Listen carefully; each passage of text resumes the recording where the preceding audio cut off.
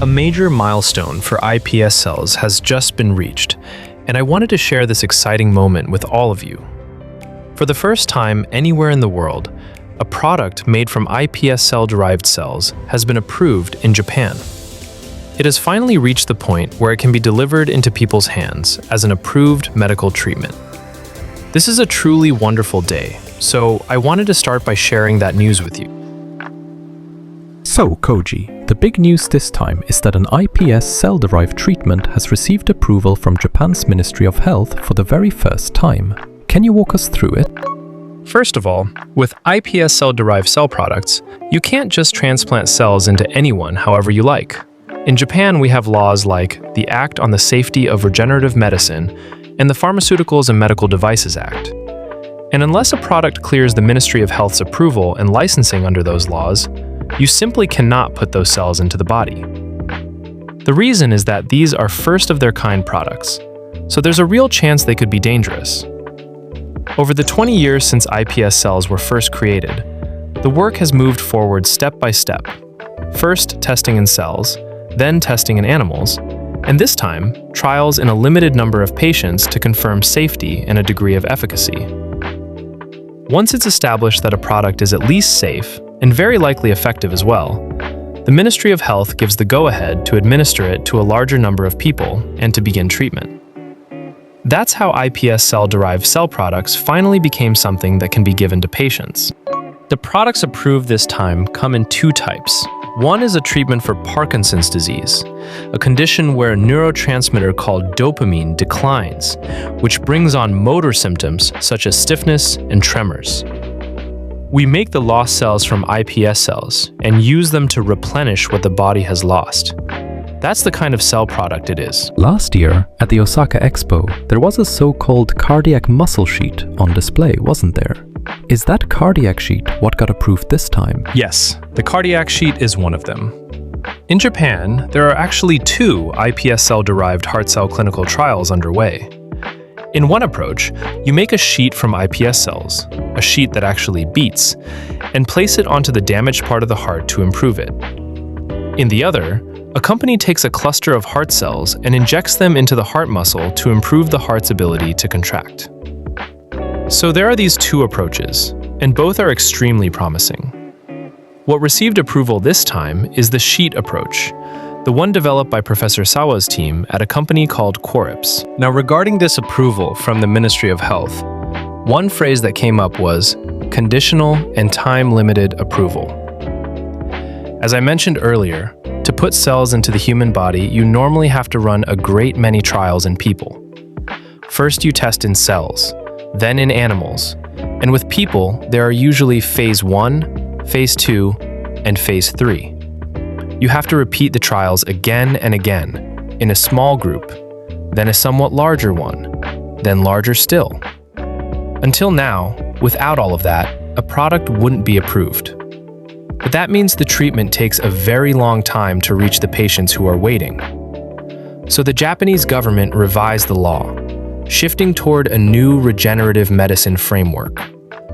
For a product where safety has already been clearly demonstrated in the initial small-scale stage, and efficacy has been partly shown, and where it makes sense to expand its use, even if full efficacy hasn't yet been proven, since safety has been confirmed, it can be approved early so it can reach people. Then, as it's administered to patients, its efficacy continues to be evaluated. That's what's meant by conditional approval. So it's something like a provisional license? A provisional driver's license is more like you might still crash the car. With conditional approval, there's essentially no chance of crashing. The risk is fundamentally very low. Safety is established. What we don't yet know is whether this car will actually run faster than the one in front of it. Though there's a good chance it will, at least in part. That's the picture. And there's a time limit, so within that period, you have to demonstrate the results. But being able to provide it to the general public is a wonderful system. And even by global standards, Japan's framework here is remarkably advanced. Let me go into the two specific treatments that were approved this time. The cardiac sheet. This one is called Reheart. Has quite a striking name. It gives you the image of bringing the heart back to life, almost like getting a second heart. This one is for heart failure. The heart's cells gradually deteriorate and decrease in number, and the heart wall grows thin. When that happens, the heart can no longer withstand its own internal pressure, and eventually, things become very serious. At the stage when those heart cells have begun to decline, you apply this sheet to the damaged area to stop it from getting any worse, or to improve the parts that have already weakened.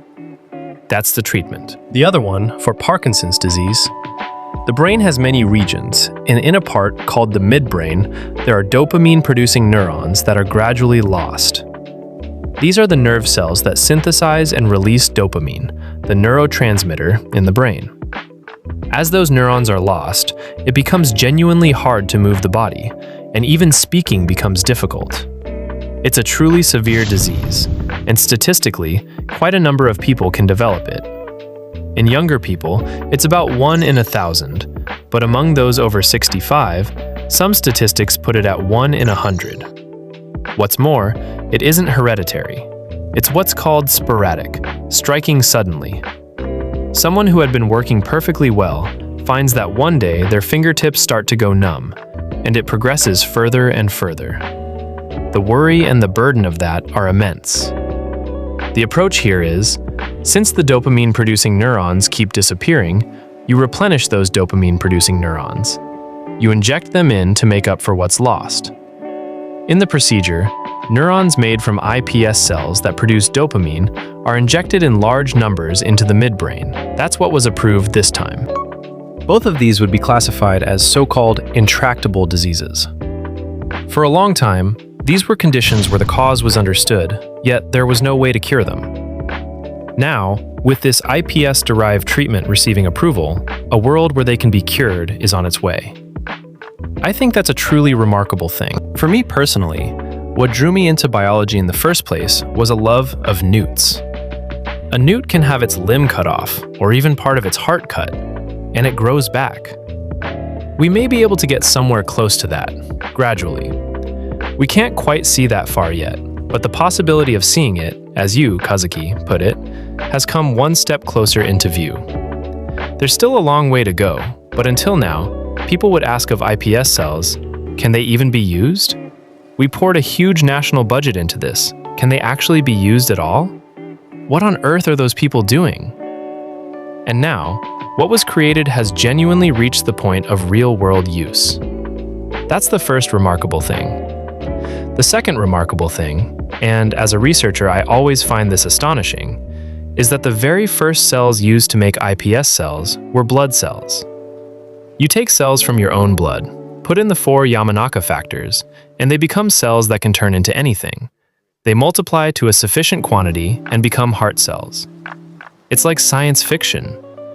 Here in 2026, we talk about it as if it's perfectly ordinary, but humanity has pulled off something incredible as a technology. I find it amazing. Koji, you've been doing iPS cell research for a long time now, around 20 years.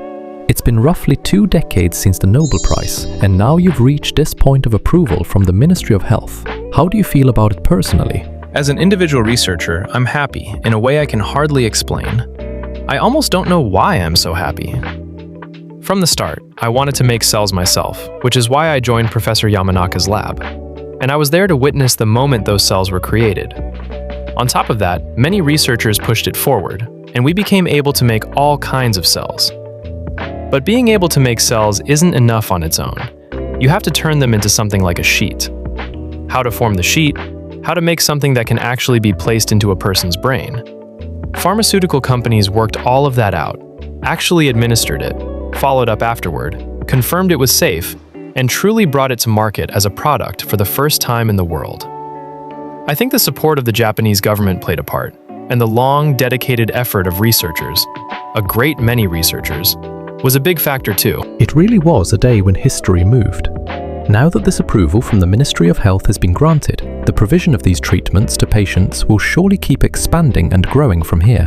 What kind of path will these 2 treatments take as they spread? At first, as we said, under what's called conditional approval, it will become available at specific designated research hospitals and facilities, where a set number of patients can receive treatment.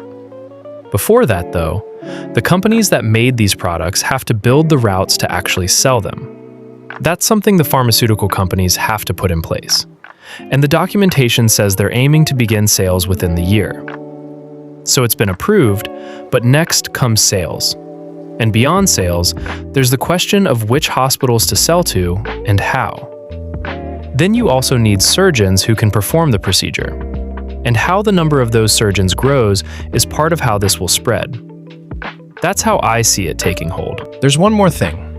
What was approved this time are both allogeneic products. They use iPS cells derived from another person's cells.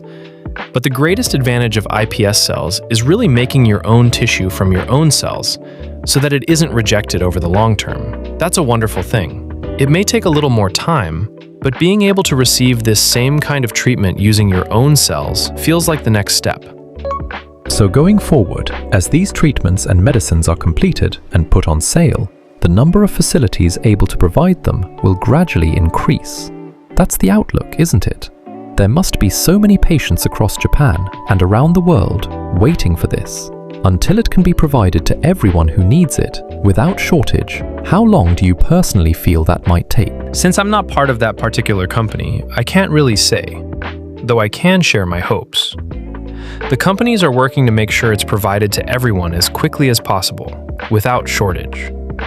And before that, there's the question of how to supply iPS cells in the necessary quantity. There are companies like ours developing iPS cells. To make enough heart cells, you need to be able to grow enough iPS cells at clinical grade.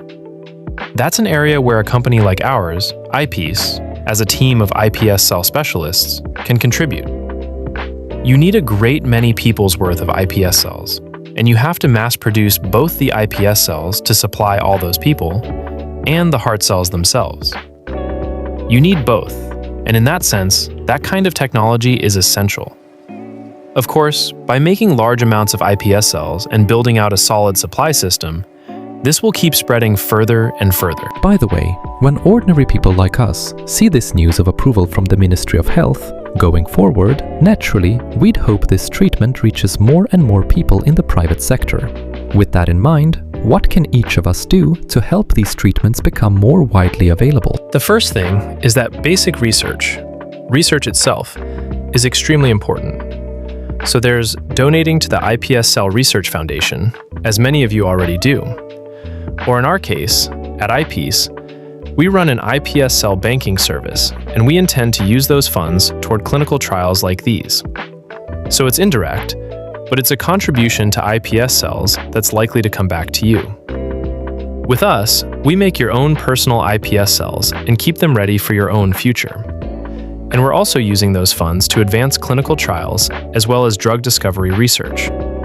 If you cooperate with that, it helps accelerate research and development, including the mass production of iPS cells we talked about earlier. That kind of support would be deeply appreciated. For us, and for the general public too, there are many people genuinely struggling with these diseases, along with their families and those close to them watching it all unfold, who want to see them cured, who hope this spreads as quickly as possible. So if, by some chance, you found your way to this video, I'd be truly glad if you'd subscribe to the channel, give it a like, and share it with the people around you.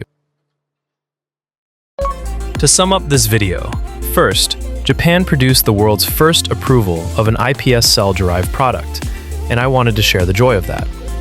Second, this is a conditional approval, which means that with everyone's cooperation, its efficacy will become clearer over time. But it has already reached the point where it can be administered to people. Third, that said, it doesn't mean it can be given starting tomorrow. From here, the pharmaceutical companies and companies like Quorips will prepare the cells for sale, decide which hospitals will perform the procedures, and move forward. So it isn't something available from tomorrow. It's in view now, but it will still take a little more time. That's what I wanted to share. So for this episode, we've brought you the news of a day when history moved, the approval of an iPS cell treatment. Please do join us for the next video as well. Thank you so much for watching.